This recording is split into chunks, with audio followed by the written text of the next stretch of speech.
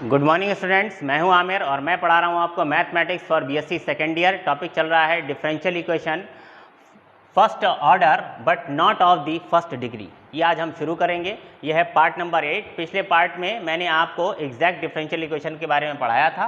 तो अब वो डिफरेंशियल इक्वेशन जो आपने पहले पढ़ी थी, अब तक जितनी भी डिफरेंशियल इक्वेशन पढ़ी थी वो कैसी थी, वो फर्स्ट ऑर्डर और फर्स्ट डिग्री की थी। लेकिन आज जो मैं आपको बताने वाला हूँ वो डिफरेंशियल इक्वेशन कैसी हैं, फर्स्ट ऑर्डर की तो हैं, लेकिन इनकी डिग्री जो है वो फर्स्ट नहीं होगी, यानी डिग्री 1 नहीं होगी। डिग्री कुछ भी हो सकती है, 2, 3, 4, 5 कुछ भी। तो कोई भी इक्वेशन पहले हम समझ लेते हैं कि इसका मतलब क्या है। अच्छा, फर्स्ट ऑर्डर का क्या मतलब होता है कि dy/dx सिर्फ होना चाहिए उसमें, है ना। फर्स्ट ऑर्डर एक ही बार डिफरेंस d2y/dx² या d3y/dx³ ये नहीं होना चाहिए। तो first order.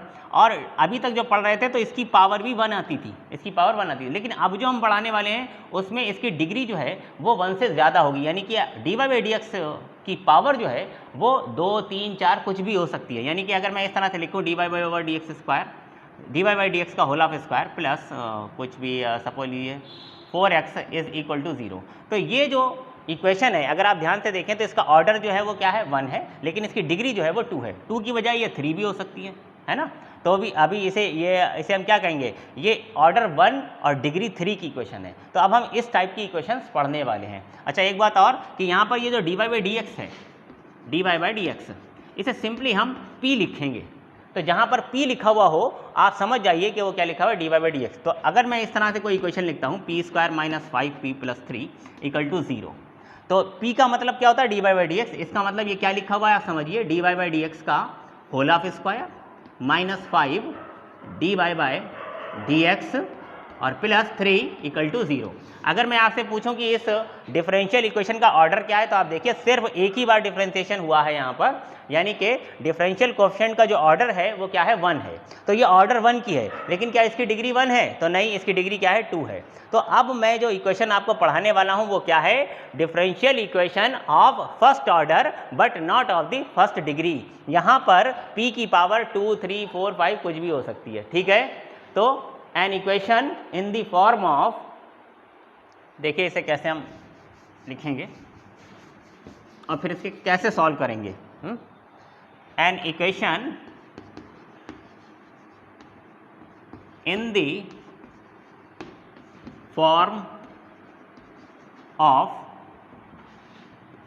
p to the power n plus a1 p to the power n minus 1 plus a2 p to the power n minus 2 plus so on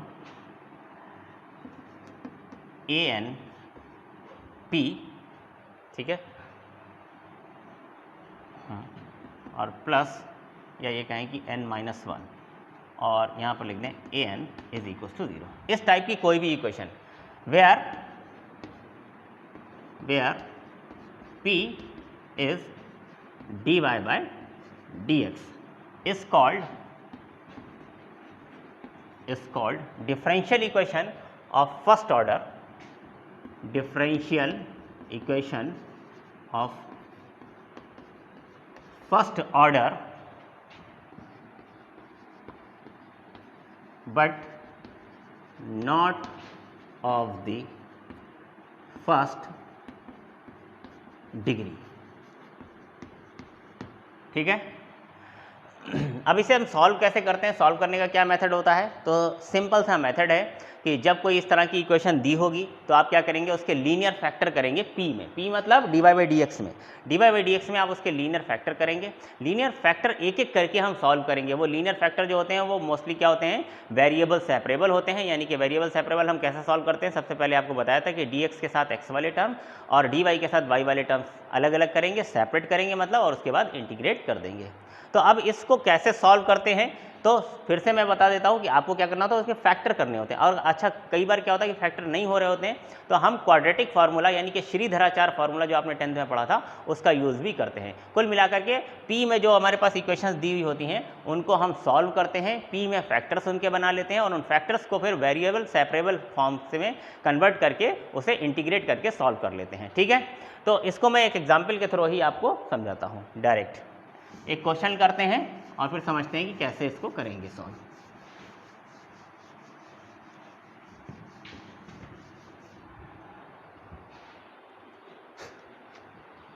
तो जो पहला क्वेश्चन है, क्वेश्चन नंबर 1, कह रहे हैं सॉल्व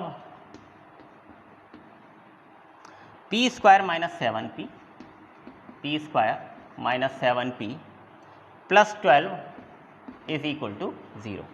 इसे हम सॉल्व करेंगे, ठीक है।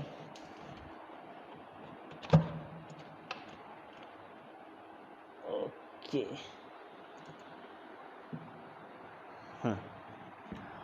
तो सबसे पहले मुझे क्या करना है, इसके फैक्टर करने हैं, और इसके फैक्टर करने में कोई प्रॉब्लम तो होनी नहीं चाहिए। 3 4 12 हो जाएगा, क्योंकि तो इसे मैं लिख लेता हूँ P square minus 3p minus 4p plus 12 equal to 0, और ये p माइनस 3 इक्वल 0। तो एक फैक्टर मेरे पास आ गया है p माइनस 3 और p माइनस दूसरा फैक्टर p माइनस 4। तो अगर मैं इसको एक एक करके ले लूँ, p minus 3 equal 0, p minus 3 equal 0, यानी कि p इक्वल टू 3। तो p क्या है आपको बताया गया था, p का क्या मतलब होता है dy बाई dx। तो dy by dx is equal to कितना आ गया, 3x आ गया है। तो अगर मैं इसे सेपरेट कर लूँ, dy is equal to 3dx ले लूँ, और फिर इसको क्या करूँ, इंटीग्रेट कर दूँ वही वेरिएबल सेपरेबल मेथड से। तो इसका इंटीग्रेशन क्या हो जाएगा, y इज इक्वल्स, ये क्या हो जाएगा 3x और plus constant of integration c। तो y equal to 3x plus c, एक सोल्यूशन ये आ गया। दूसरा फैक्टर जो था वो क्या था, p minus 4 equal to 0, p minus 4 equal to 0। तो p को मैं फिर से क्या लिखूंगा, dy by dx is equal to 4। Separate कर दीजिए, इधर सॉल्व कर देता हूँ, सेपरेट करिए तो ये हो जाएगा dy is equals to 4dx, और इसे हम इंटीग्रेट कर देंगे तो ये हो जाएगा y इक्वल टू 4x और plus constant of integration c। तो यहाँ पर इसके दो सोल्यूशन आ गए हैं, एक y equal to 4x plus C और दूसरा y equal to 3x plus C. ये इनके दो सोल्यूशन है, लेकिन ये दोनों सोल्यूशन अलग अलग है। अगर आप कंबाइंड सोल्यूशन इसका लिखना चाहते हैं तो राइट में 0 करिए और कंबाइन कर दीजिए, ठीक है, कोई ख़ास बात नहीं है इसमें। देखिए किस तरह से, अगर इसका कंबाइन सोल्यूशन करना है तो आप यहाँ से देखें, ये क्या हो जाएगा, y minus 3x minus C equal to 0। तो इट्स कंबाइंड सोल्यूशन, डायरेक्ट मैं लिख देता हूँ, it's combined solution, combined solution क्या हो जाएगा, y minus 3x minus C multiply, इसके साथ मल्टीप्लाई कर दिए, ये क्या हो जाएगा y minus 4x minus C, y minus 4x minus C is equal to 0।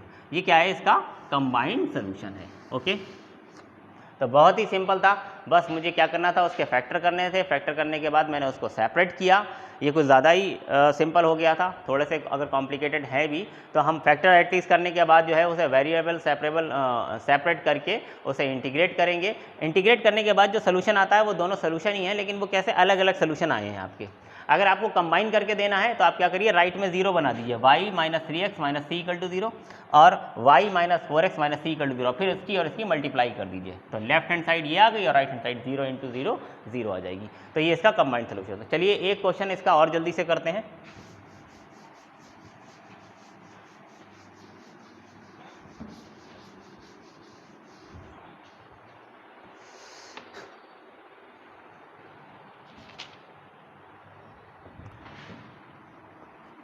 कुछ क्वेश्चन तो बहुत ही सिंपल हैं, जैसे कि ये भी बहुत सिंपल सा क्वेश्चन है, P square minus 5p plus 6 is equal to 0। अब इसमें क्या करें भाई, 3 और 2 फैक्टर हो जाएंगे, तो मैं डायरेक्ट लिख रहा हूँ p माइनस 2 और p माइनस 3, यही तो आ जाएंगे फैक्टर दोनों, है ना। 2 3 ज़ा 6 और माइनस 2 माइनस 3 माइनस 5, तो ये दो फैक्टर आ गए हैं, यानी कि p इक्वल टू एक बार 2 आ गया है और एक p इक्वल टू 3 आ गया है। तो यहाँ से अगर मैं देखूँ तो y इक्वल टू डायरेक्ट मैं लिख रहा हूँ, देखिए dy by dx equal to 2 है, तो यहाँ से सोल्यूशन क्या आ जाएगा, y equal to 2x plus C आएगा कि नहीं आएगा, y equal to 2x plus C, और यहाँ से क्या आएगा, y equal to 3x plus C आ जाएगा, ठीक है। तो अगर मैं इसका कंबाइंड सोल्यूशन लिखूँ तो it's combined solution, combined solution क्या आ जाएगा, y minus 2x minus C, y minus 2x minus सी, और इसकी मल्टीप्लाई कर देंगे y minus 3x minus C से, y minus 3x minus C is equal to 0 से। बस ये हमारा आंसर है। तो बहुत ही सिंपल क्वेश्चन है। एक दो क्वेश्चन मैं यहाँ पर लिख रहा हूँ, वो आप सॉल्व करके देखिएगा। Y square plus X Y P, Y square plus X Y P minus X square P square is equal to 0।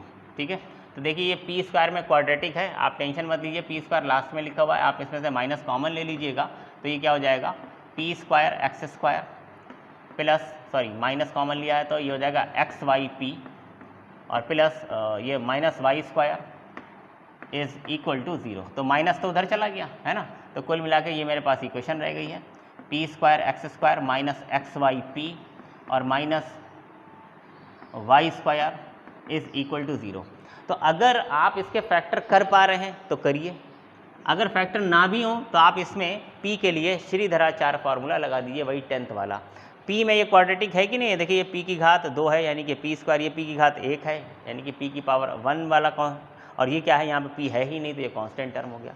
तो अगर आप इस पर श्रीधराचार्य लगाना चाहेंगे तो आपके लिए a क्या हो जाएगा एक्स स्क्वायर, b क्या हो जाएगा माइनस एक्स वाई और c क्या हो जाएगा माइनस वाई स्क्वायर। इसमें आप श्रीधराचार्य लगाइए और p का फार्मूला लगा दीजिए, श्रीधराचार्य लगा के p की वैल्यू निकाल दीजिए और जब p की वैल्यू आ जाए तो उसे आप सेपरेट करिए और इंटीग्रेट करके सोल्यूशन निकाल दीजिए। ठीक है, तो मैं एक थोड़ा सा अच्छा क्वेश्चन लेता हूँ और आपको समझाता हूँ कि किस तरह से क्वेश्चन होंगे। ठीक है, ये तो बहुत ही सिंपल वाले थे, सिंपल, तो ये आप खुद ही कर सकते हैं, इसको भी ट्राई करिएगा आप लोग, ये भी सिंपल सा है बिल्कुल, तो ये आप खुद ही कर सकते हैं।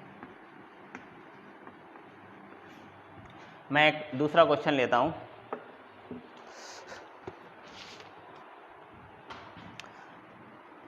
Question number 3, can I solve P square plus 2py, P square plus 2py cot X is equal to Y square. ठीक है, इसको मैं सॉल्व करता हूँ, तो इसको हटा देता हूँ अब।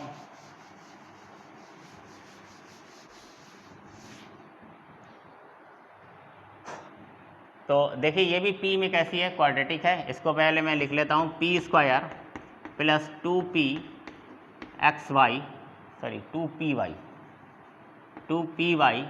कॉट एक्स और minus Y square is equal to 0। इसके फैक्टर तो देखिए ऐसे समझ में नहीं आएंगे क्योंकि ये y कॉट एक्स है और यहाँ पर वाई स्क्वायर है, तो इस तरह से तो नहीं हो सकता। तो मैं क्या कर रहा हूँ, इसमें श्रीधराचार्य लगा लेता हूँ डायरेक्ट। तो श्रीधराचार्य आपको याद है ना, p इज इक्वल, p में क्वाड्रेटिक है, ये p में द्विघात समीकरण है, तो p के लिए मैं श्रीधराचार्य लगा रहा हूँ, तो क्या होता है माइनस b क्या है ध्यान दीजिए, b क्योंकि ये इक्वेशन किस में है, p में द्विघात समीकरण है, p में क्वाड्रेटिक है, तो p को छोड़ करके जो यहाँ पर है वो y होगा, तो क्या हो जाएगा 2y कॉट एक्स, ये मेरे लिए क्या होगा y होगा 2y कॉट एक्स। उसके बाद क्या है plus minus under root B square, अगर मैं इसका स्क्वायर करूं तो ये क्या हो जाएगा 4y square cot square X, 4y square cot square x.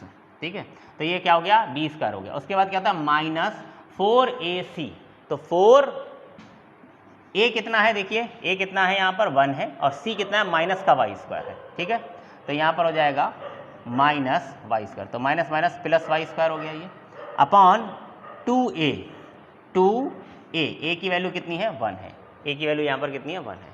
तो यहाँ पर ध्यान दीजिए स्क्वायर रूट में 4y स्क्वायर को मैं कॉमन ले लूँगा, तो अंदर क्या बचेगा कॉट स्क्वायर एक्स प्लस 1, इसको मैं यहीं पर लिख देता हूँ, क्या है minus 2y cot x y